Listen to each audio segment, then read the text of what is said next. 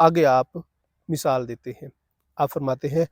نارے خنداں باغ را خنداں کند، خوبصورت انار،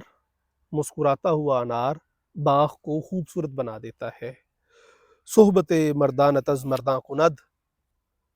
جو اللہ والوں کی صحبت ہے، جو مردوں کی صحبت ہے،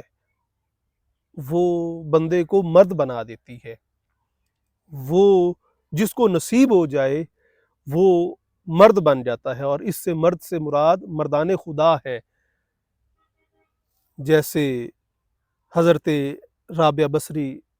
رحمۃ اللہ تعالی علیہ، یا آپ حضرت مریم علیہ السلام، کہ وہ جب اللہ رب العزت کی مہربانی میں آئیں تو وہ بھی مردوں جیسی صفات کی حامل ہو گئیں، اور وہ مردانہ وار اللہ رب العزت کی رحمتوں سے فیض حاصل کرتی رہیں۔